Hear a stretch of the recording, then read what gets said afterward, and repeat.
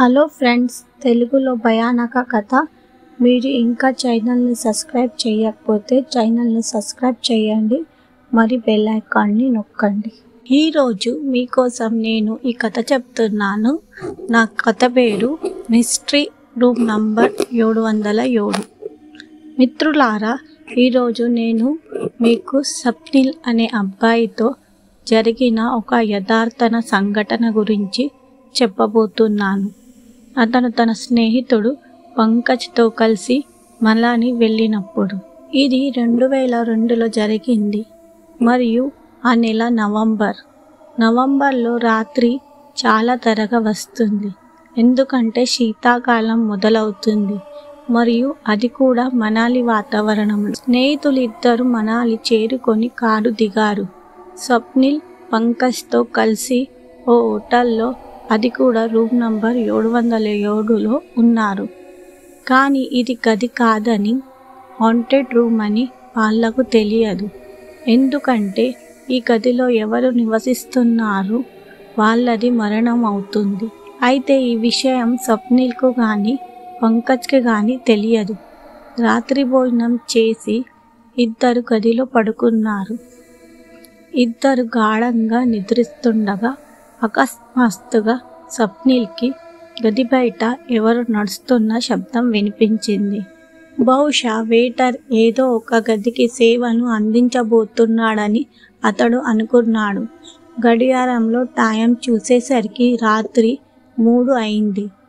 స్వప్నిల్ ఈ రాత్రి సమయంలో అక్కడ ఎవరు ఉండవచ్చు? అతను తన స్నేహితుడిని పంకజ్ని నిద్ర లేపడానికి ప్రయత్నించాడు. అయితే పంకజ్ మద్యం సేవించి నిద్రపోయాడు. అతను లేవలేదు. ఇంతలో కరెంటు పోయింది. స్వప్నిల్ తలుపు తెరిచి చూసేసరికి కారిడార్లో ఎవరూ లేరు. అయినా స్వప్నిల్కు ఎవరో నడుస్తున్న శబ్దం స్పష్టంగా వినిపించింది. స్వప్నిల్ శబ్దం వెనుకే నడిచాడు. అప్పుడు స్వప్నిల్కు ఒక మహిళ అరుపు వినిపించింది. స్వప్నిల్ వెంటనే ఆ శబ్దం వెంట వెళ్ళాడు. అప్పుడు స్వప్నిల్ కారిడార్లో నిలబడి ఉన్న స్త్రీని చూశాడు. స్వప్నిల్ ఆ స్త్రీ వైపు వెళ్ళాడు. అప్పుడు స్వప్నిల్ వెనుక నుండి తన భుజం మీద ఎవరు చేయి పడినట్లు అనిపించింది మరియు అది తన స్నేహితుడు పంకజ్ కావచ్చు అని స్వప్నిల్ అనుకున్నాడు. కానీ స్వప్నిల్ తనను తాను ఓదార్చించడానికి వెనుక తిరిగాడు. కానీ అక్కడ ఎవరూ లేరు. స్వప్నిల్ మళ్ళా ఆ మహిళ వైపు చూడడానికి ప్రయత్నించగా ఆమె అక్కడ నుండి అదృశ్యమైంది. ఈ సమయంలో స్వప్నిల్ పూర్తిగా భయాందోళనకు గురయ్యాడు మరియు అతని కాళ్ళు ముందుకు కదలడానికి సిద్ధంగా లేవు. స్వప్నిల్ వెంటనే గదిలోకి వెళ్ళి పంకజ్పై నీళ్లు పోసి లేపాడు. పంకజ్ ఊపిరి పీల్చుకుంటూ, మీ సామాన్లు సర్దుకోండి, మనం ఇక్కడ నుండి బయలుదేరుతున్నాము. నేను మీకు కారులో ఉన్నదంతా చెప్తాను. స్వప్నిల్ కారులో సామాన్లు ఉంచడానికి వెళ్ళాడు మరియు పంకజ్ చెల్లింపు చేయడానికి రిసెప్షన్కు వెళ్ళాడు. చెల్లింపు చేసిన తర్వాత పంకజ్ కూడా స్వప్నిల్తో కలిసి కారులో కూర్చున్నాడు మరియు కారు కదలడం ప్రారంభిస్తుంది. స్వప్నిల్, అరే, ఏం జరిగిందో తెలుసా? స్వప్నిల్ తనకు జరిగిన సంఘటన అంతా పంకజ్కి వివరంగా చెప్పాడు. పంకజ్ స్వప్నిల్కి ఏమవుతుందో తెలిసి షాక్ అయ్యాడు. పంకజ్, దేవునికి ధన్యవాదాలు, మనమిద్దరం రక్షించబడ్డాము. స్వప్నిల్, అవును పంకజ్, నువ్వు చెప్పింది నిజమే.